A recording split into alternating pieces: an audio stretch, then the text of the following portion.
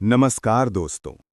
क्या आपने कभी सोचा है एक ऐसा बच्चा जो सड़क किनारे चप्पल भी नहीं पहन पाता था, दिन में मजदूरी करता, रात में भूखा सो जाता, वही बच्चा आगे चलकर भारत का वो अभिनेता बनता है जिसे पूरी दुनिया एक्टिंग का मॉन्यूमेंट कहती है। हाँ दोस्तों, मैं बात कर रहा हूं ओम पुरी की।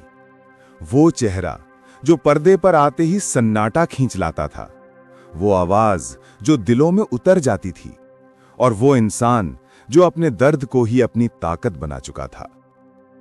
लेकिन क्या आप जानते हैं, ओम पुरी का बचपन इतना दर्दनाक था कि अगर कोई और होता तो शायद जिंदगी से हार मान लेता। पर ओम पुरी नहीं माने, वो लड़े, और इस लड़ाई ने उन्हें अमर बना दिया। कहानी शुरू करने से पहले यदि आप अभी तक हमारे इस चैनल को लाइक और सब्सक्राइब नहीं किए हैं तो जरूर करें। इससे हमें बहुत ही हिम्मत मिलती है ऐसी वीडियोस बनाने के लिए। कहानी शुरू होती है 18 अक्टूबर 1950 को पंजाब के पटियाला के एक छोटे से गांव से। गरीबी इतनी थी कि घर में 2 वक्त की रोटी का इंतजाम भी मुश्किल से होता था। ओम पुरी के पिता रेलवे स्टेशन पर मजदूर थे और कई बार नौकरी भी छूट जाती थी।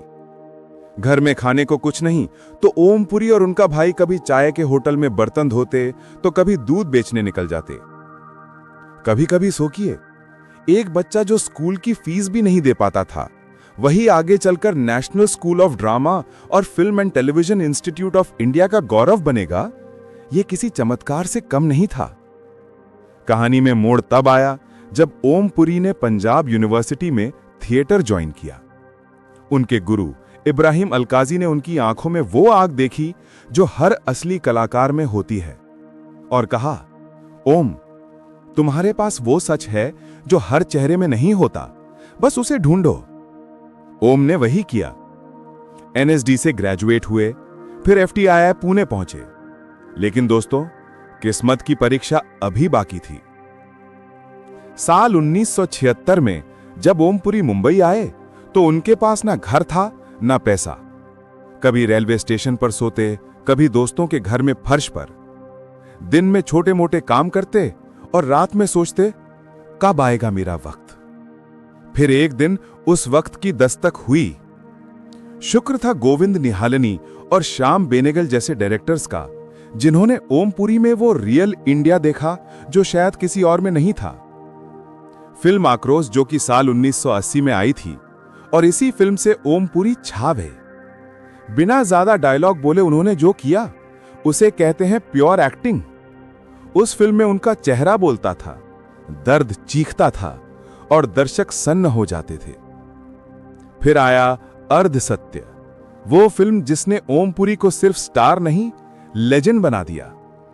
एक ईमानदार पुलिस वाले का संघर्ष, सिस्टम से लड़ाई और अंदर की आग। ओम पुरी ने ऐसे जिया जैसे वो किरदार उनका अपना हो।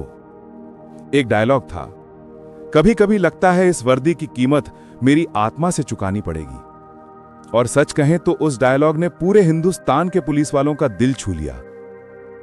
अब जरा सोचिए, वही ओम पुरी जो इतने गंभीर किरदार करते थे, उन्होंने जाने भी दो यारो, चाची 420 और हेरा फेरी जैसी कॉमेडी फिल्मों में भी जादू दिखा दिया। मतलब भाई, ये आदमी सिर्फ एक्टर नहीं, एक पूरा अभिनय का विश्वविद्यालय था। लेकिन दोस्तों, हर चमक के पीछे एक छाया होती है। ओम पुरी की निजी जिंदगी उतनी शांत नहीं रही। उनकी शादी नंदिता पुरी से हुई थी, लेकिन बाद में रिश्तों में तनाव बढ़ गया। ओम पुरी अंदर से टूट रहे थे, लेकिन कैमरे के सामने हमेशा मुस्कुरा देते थे। उन्होंने कई बार कहा था कि मैंने जिंदगी से कभी हार नहीं मानी, लेकिन जिंदगी ने भी मुझे कभी जीतने नहीं दिया। ओम पुरी ने सिर्फ भारत में नहीं बल्कि हॉलीवुड में भी अपनी छाप छोड़ी। East is east, city of Joy, the 100 foot journey जैसी फिल्मों में उन्होंने दिखाया कि असली कलाकार की भाषा सीमाओं में नहीं बंधती। उन्हें पद्मश्री, नेशनल अवार्ड्स और अनगिनत सम्मान मिले, पर असली इनाम था वो इज्जत जो हर कलाकार उनके नाम से जोड़ता है। 6 जनवरी 2017, वो सुबह जब दुनिया ने अभिनय का एक सच्चा सिपाही खो दिया। ओम पुरी अपने घर में मृत पाए गए। लेकिन यकीन मानिए, ओम पुरी मरे नहीं थे, वो बस उस मिट्टी में लौट गए जहां से वो निकले थे, एक ऐसे अभिनेता के रूप में जिसे जमाना भूल नहीं सकता। दोस्तों, ओमपुरी की जिंदगी हमें सिखाती है कि गरीबी, दर्द या संघर्ष कोई अभिशाप नहीं। अगर आपके अंदर जिद है तो दुनिया आपकी कहानी सुनने के लिए तैयार है। ओमपुरी ने साबित किया कि कला किसी अमीर की जागीर नहीं, वो हर उस इंसान की है जो अपने दर्द को सच्चाई में बदल सके। और शायद इसलिए आज भी जब पर्दे पर कोई सच्चा किरदार दिखता है तो कहीं ना कहीं उसमें थोड़ा सा ओमपुरी जरूर होता है।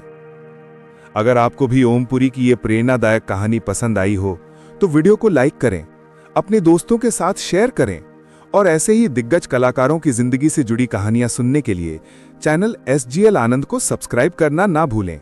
धन्यवाद।